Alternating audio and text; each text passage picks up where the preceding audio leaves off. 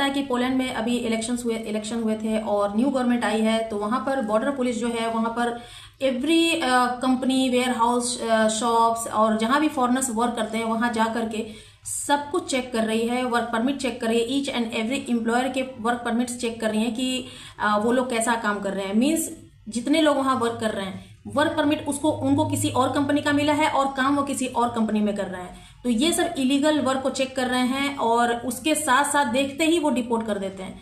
इसका पोस्ट भी मैं आपको डालती रहती हूँ इंस्टाग्राम पे।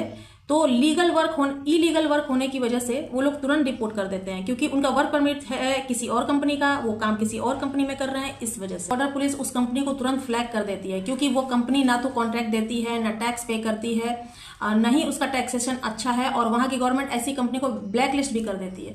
तो इलीगल वर्क करने का मतलब क्या है कि वो कंपनी टैक्स पे नहीं कर रही है और ना ही कॉन्ट्रैक्ट देती है। बस लोगों को जो काम चाहिए फॉरेनर्स को, तो फॉरेनर्स ज्यादा उसमें इंक्लूड इसलिए रहते हैं कि उनको वर्क करना होता है, उनको वहां पर काम चाहिए।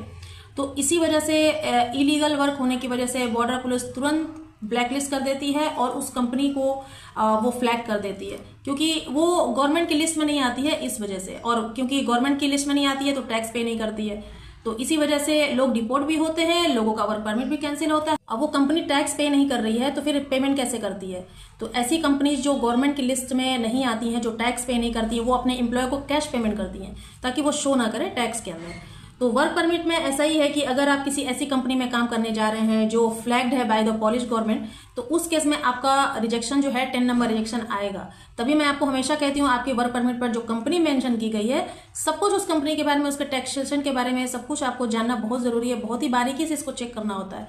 तो मैं इसलिए बोलती हूँ अगर आपको वर्क परमिट अगर चेक करवाना चाहते हैं तो आप मुझसे भी चेक करवा सकते हैं। ऐसा नहीं है कि आप चेक नहीं करवा सकते, तो इसको आप चेक करवा सकते हैं। तो रिजेक्शन का रीजन जो नंबर 10 आपको आता है, इन्हीं सब रीजन की वजह से आता है। तो डिफिकल्ट है थोड़ा सा इसको समझना और वीजा लेना, बट इम्पॉसिबल नहीं है।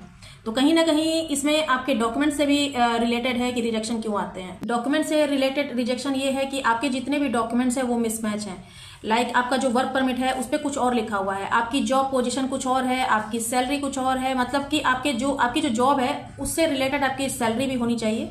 आपका पोजीशन कुछ और है, बट जॉब ऑफर लेटर में कुछ और लिखा हुआ है, आपके लेटर ऑफ इंटेंट पे कुछ और लिखा हुआ है, एंड आपके कवर लेटर में आपको मेंशन कुछ और करना है, आपने मेंशन कुछ और किया है। तो ये सब डॉक्यूमेंट्स जो होते हैं मिसमैच होने की वजह से, ओवरऑल ये सारे मिसमैच डॉक्यूमेंट की वजह से ये रिजेक्शंस आते हैं।